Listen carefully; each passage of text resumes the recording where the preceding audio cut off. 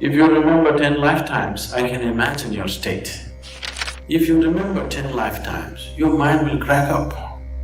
There are other more responsible ways of doing this. We do such things in a very controlled condition for specific purposes for certain people. Layers of unconscious mind can be brought to a conscious level and worked out, but not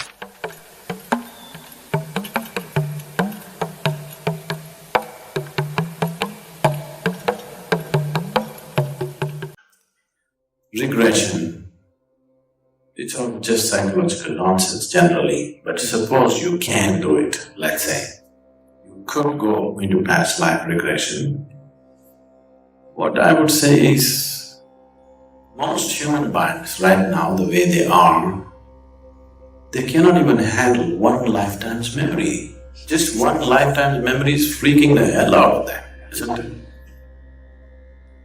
If you remember 10 lifetimes, your mind will crack up. Don't you think so? One lifetime's memory, people have become busy. Just remembering the last 25, 30 years, people have become totally miserable. If you remember 10 lifetimes, I can imagine your state. So, nature has put a certain barrier and it's good. There are other more responsible ways of doing this, where we remind you not in terms of memory, but it works itself out in form of energy. People been to Samyama meditations, are there? Okay. Samyama is essentially this, that layers of unconscious mind can be brought to a conscious level and worked out, but not on the memory level, on the energy level, because if memory comes, people will just crack up. They cannot handle the load of 2 or 5 or 10 lifetimes. Your mind is not capable of handling that. It will definitely crack you up and confuse your life completely. If you remember things from past life and there are all over people, let us say, in your neighborhood, your neighbor's whatever, your neighbor's husband or let's say your neighbor's dog happened to be your child in past life, I can imagine you. With the kind of emotions you have right now, you will not be able to manage this, it would drive you crazy. So it would be utterly irresponsible. If somebody is capable of opening up past lives, it would be utterly irresponsible to open it. We do such things in a very controlled condition for specific purposes for certain people, but that's very rare. It's not necessary on a daily basis.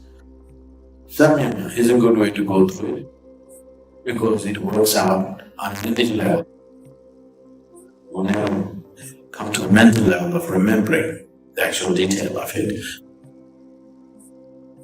But you see something is working itself out, which is very obvious to you. That is good for you because it cleans up. Remembering is not good. But if it's hypnotherapy, it is definitely not a regression. It's just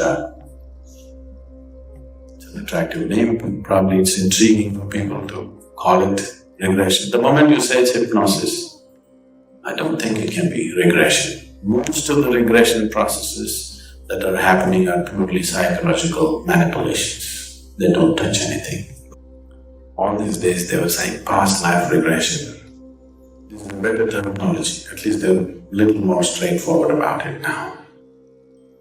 Hypnosis essentially means that you're not really trying to access reality through hypnosis.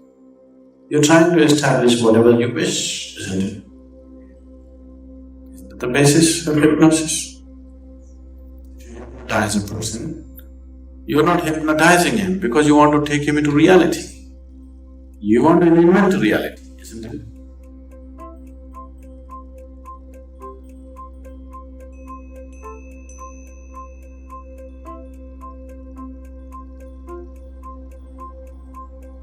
If you want to take somebody into reality, you need awareness, which is just the reverse of hypnosis. Now that they are saying it's hypnotherapy, So they are going to invent another reality which they believe is going to correct you. So you are in one kind of problem, you're trying to balance it off with something else. It may work in short. If someone is very sick, anything is okay. If it's going to help them a bit, it's okay. But if you're asking me as a spiritual process, definitely no. There are other more responsible ways of doing this. Samyama is a good way to go through it because it works out on a mental level. You never come to the mental level of remembering the actual detail of it,